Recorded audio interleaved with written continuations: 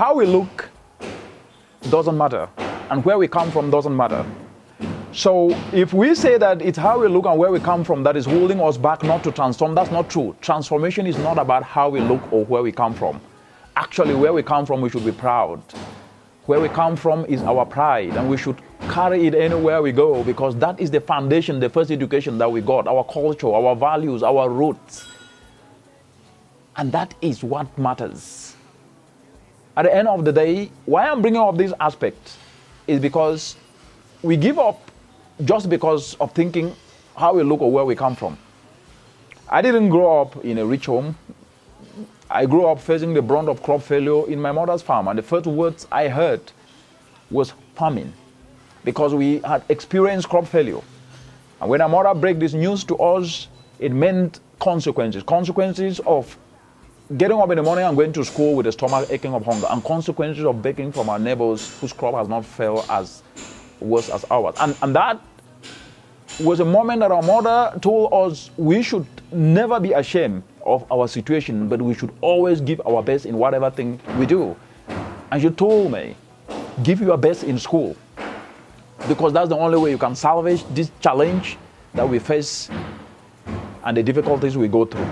Why am I bringing this up? Where we come from do not impede us if we know and believe that it is us to drive transformation. And that takes me to a very important aspect. We complain a lot and we blame. But the point I am bringing this up is that the challenges we see, the climate change challenges we see, food insecurity, lack of accessible clean fuels to replace charcoal, those challenges will not just by themselves solve themselves. They will need transformational thinking and innovative thinking to be able to turn those challenges into opportunities. Agricultural waste into fuel briquettes. That's innovation, that's transformation on its own. Simple solar dryers to reduce post-harvest losses costing the continent every year $48 billion and putting more money. If we are reduced this, if we can reverse, they will put more money in more pockets and food on the table. It therefore means when we refuse to change, that's not transformation. When we sit back and only complain rather than adding some effort to our talents to create skills and use those skills to turn a challenge into an opportunity which creates value, that's not transformation. When we don't do that, it therefore means we must become transformational agents that we need. And this needs us to have some faith. A faith is a belief in the invisible. Faith is a belief in impossibilities, because even in the word impossible, I am possible is there.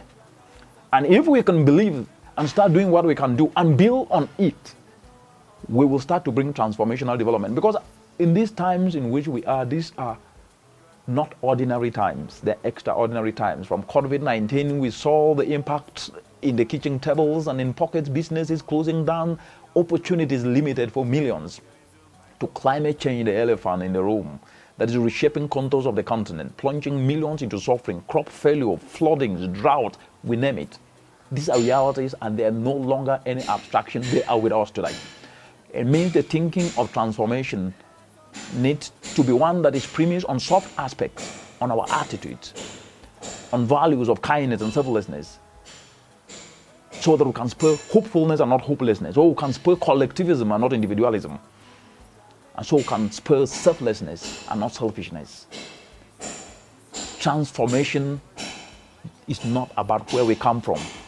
It's about seeing differently, knowing that we can inspire you to focus in the agro value chain, not only thinking about if I have land I can produce. Why do you need land for when a continent is losing post-harvest losses worth $48 billion? That's the problem. That's the problem.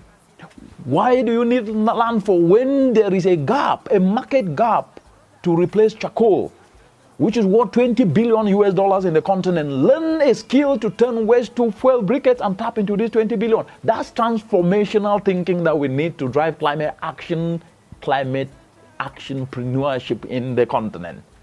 And that transformation needs you to start thinking different. It needs you to rethink differently and become the one you need. Because for quite too long, we've spent time complaining and whining, blaming others. But except for our own selves, you must start by blaming yourself. Look straight in the mirror and ask yourself, what am I useful for? By then, you start to notice the potential in you is immense. The ability that you can actually be able to unleash can inspire others. So the first person to look up to is you. And that looking up is to answer a simple question. What can I do to turn a challenge into an opportunity? And how can I usher myself to become a climate action entrepreneurship actor across the entire African continent? Start today and become a solution provider, and more so, a climate action solution provider. Thank you.